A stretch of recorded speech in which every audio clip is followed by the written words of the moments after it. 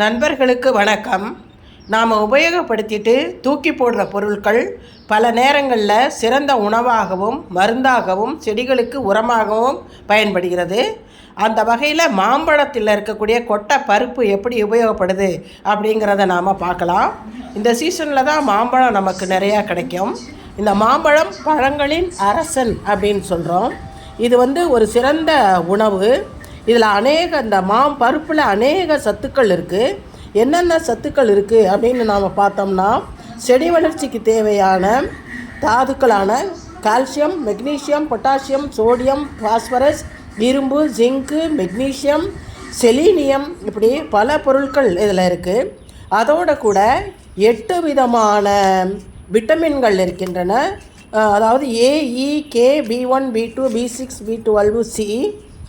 இந்த மாதிரி இருக்கிறதுனால தான் இது ஒரு சிறந்த உணவுப் பொருளாக பயன்படுது. அது தவிர carotenoids, flavonoids, polyphenols, organic acids, amino அமிலங்கள், புரதம், இப்படி பல்வேறு விதமான சத்து மிகுந்த ஆரோக்கியமான பொருள்கள் அதிகமாக இருக்குது. இந்த மாம்பருப்பு மனிதர்களுக்கு பல விதத்துலேயும் உபயோகமாக இருக்குது. மருந்தாக பயன்படுது. வயிற்றுப்போக்கு, இரத்த சோகை, செரிமான கோளாறு, தோல் பாதுகாப்பு, தூக்கமின்மை, சர்க்கரையை கட்டுக்குள்ளே வச்சுக்கிறது, எடையை கட்டுக்குள்ளே வச்சுக்கிறது, இரத்த அழுத்தம், கண் பார்வை மேம்பாடு, கேன்சரை எதிர்க்கிறது, இது மாதிரிலாம் இதை நாம் உணவில் சேர்த்துக்கிட்டோம்னாக்க சரியாகும். அதே மாதிரி இதில் நோய் எதிர்ப்பு சக்தியும் அதிகமாக இருக்குது. பாக்டீரியா, வைரஸ், பூஞ்சை, ஃபங்கஸ் இதையெல்லாம் எதிர்க்கக்கூடிய சக்தி. இதனால் வரக்கூடிய நோய்களை தடுக்கும், வீக்கத்தை குறைக்கும், மூல நோய், வயிற்றில் இருக்கக்கூடிய புழுக்கள், மலட்டுத்தன்மை இதெல்லாமே குணமாகும். இதில் இருக்கிற நார்ச்சத்து உடம்போட எடையை குறைக்கிறதுக்கு உபயோகமாக இருக்கும். செடிகளுக்கு உரமாக எப்படி பயன்படுத்தலாம் அப்படிங்கிறத பார்க்கலாம். நான் முன்னே பார்த்த மாதிரி இதை சுத்தியில் வச்சு இந்த காய வச்ச மாங்கொட்டைகளை உடைக்கணும். உடச்சி உள்ளே இருந்து பருப்பை எடுத்துட்டு, இந்த பருப்புக்கு மேலே ஒரு உரை மாதிரி கொஞ்சம் ப்ரௌன் கலரில் இருக்கும். அதை இந்த மாதிரியெல்லாம் நாம் நீக்கி நல்லா இருக்கிற பருப்புகளை மட்டும் சேகரிச்சுக்கணும். சில பருப்புகள் கருப்பு கலரில் இருக்கும். அந்த மாதிரி கருப்பு கலரில் இருக்கிற பருப்புகளையெல்லாம் உபயோகப்படுத்தக்கூடாது. சுரண்டி பார்க்கணும். போகலைன்னா அந்த இடத்த கம்ப்ளீட்டாக நீக்கிடணும். அப்படி நீக்கிட்டு எல்லா பருப்புகளையும் நாம் இந்த மாதிரி எடுத்துக்கணும். எல்லா மாங்கொட்டைகளையும் உடைச்சி பருப்பையெல்லாம் வெளியே எடுத்தாச்சு. இந்த பருப்புக்கு வெளியில் இருக்கிற அந்த ப்ரௌன் கலர் தோல் அதையும் நம்ம வெளியில் எடுத்துட்டோம். நெக்ஸ்ட்டு ஸ்டேஜில் என்ன பண்ணலாம் அப்படின்னு பார்த்தோம்னா, இதை சின்ன சின்ன பீஸாக இந்த மாதிரி நாம் உடைச்சிக்கலாம். உடைக்க முடியலன்னாக்க இங்கே பாருங்கள், கத்திரிக்கோலை வச்சு சின்ன சின்ன பீஸாக நாம் கட் பண்ணிக்கலாம். கட் பண்ணிவிட்டு இதை கம்ப்ளீட்டாக வெயிலில் வச்சு நல்லா கிறிஸ்பாக மொறுமொறுன்னு ஆகிற வரைக்கும் காய வைக்கணும். பருப்பு எல்லாத்தையும் சிசர்ஸ் வச்சு சின்ன சின்ன பீஸாக கட் பண்ணி போட்டாச்சு. பாருங்கள், அப்படியே பார்க்குறதுக்கு முந்திரி பருப்பு மாதிரி இருக்குது. இதை ஒரு 2-3 நாள் வெயிலில் காய வச்சுக்கலாம். நான் ஒரு 3 நாள் வெயிலில் காய வச்சு இப்போ எடுத்து வச்சுருக்கேன். இப்போ இதை நாம் மிக்சியில் போட்டு அரைச்சி பவுடரை எடுத்து டப்பாவில் சேமித்து வச்சுக்கலாம். தேவைப்படும் பொழுது ஒரு செடிக்கு 1 ஸ்பூன் கொடுத்தா போகிறோம். ஆமாம், மண்ணில் போட்டால் இது ஈரமாகி போய் தான் நம்ம உரமாக சேரப்போகுது. எதுக்காக நம்ம காய வச்சு பவுடரை அரைக்கணும்? அப்பப்போவே நம்ம அரைச்சி கொடுத்துடலாமே அப்படின்னு நீங்கள் நினைக்கலாம். 1-2 மாங்கொட்டை இருந்ததுன்னா உடனே அரைச்சி நீங்கள் ஒரு செடி 2 செடிக்கு கொடுக்கலாம். இந்த மாதிரி நிறைய மாங்கொட்டை சேரும் பொழுது நீங்கள் சேர்த்து வச்சுருந்தீங்கன்னா பவுடரை நாம் சேமித்து வைக்கக்கூடிய சூழ்நிலை ஏற்படும்.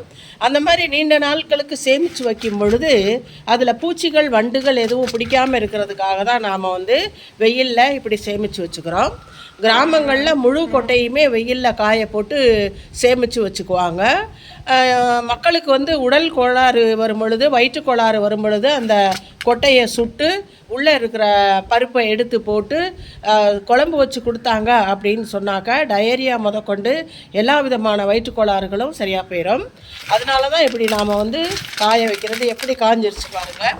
இப்போ இதை மிக்சியில் போட்டு பவுடராக எடுத்துக்கலாம்.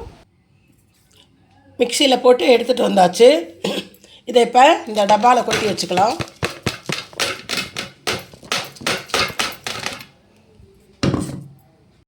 இதை ஃபுல்லாக இந்த டப்பாவில் போட்டு வச்சாச்சு. இதை எடுத்துகிட்டு போய் செடிக்கு கொடுக்க வேண்டியதுதான். செடிக்கு கொடுத்துட்டு மீதி இருந்ததுன்னா இந்த மாதிரி ஒரு மூடியை போட்டு மூடி நாம் ஸ்டோர் பண்ணி வச்சுக்கலாம். வாங்க எப்படி செடிக்கு கொடுக்குறதுன்னு பார்ப்போம்.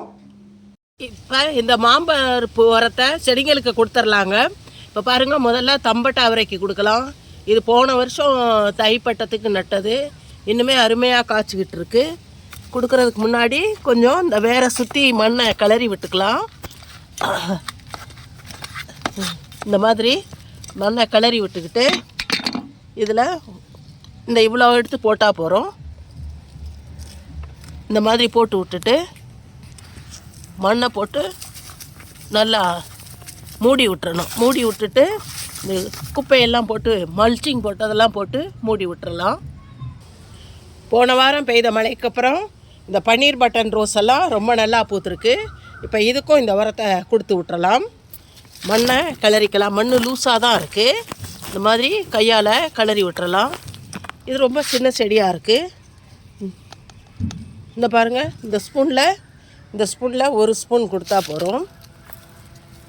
இப்படி வேற சுற்றி போட்டு விட்டு மண்ணை நல்லா கிளறி விட்டுறலாம்.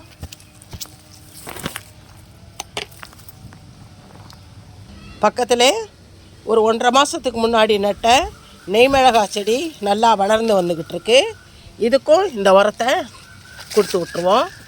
மண்ணை நல்லா கிளறி விட்டுக்கலாம். கிளறி விட்டுட்டு இந்த ஸ்பூனால் ஒரு ஸ்பூன் வேற சுற்றி போட்டு விட்டுருவோம். போட்டு விட்டுட்டு நல்லா மண்ணை போட்டு மூடிட வேண்டியதுதான். இந்த மாதிரி எல்லா செடிகளுக்கும் இந்த உரத்தை கொடுத்துடலாம். இந்த வருஷம் கோடை காலத்தையும் அக்னி நட்சத்திரத்தையும் வெற்றிகரமாக சமாளிச்சிட்டோம். இப்போ நேற்றுலேருந்து எங்கள் ஊரில் காற்று செமையாக அடிக்குது. வீசுகிற காற்றுல இங்கே பாருங்கள், கொய்யா மரமே அப்படியே சாஞ்சு போயிருச்சு க்ரோ பேக்கோட. இதை இப்போ நிமித்தி வைக்கணும்.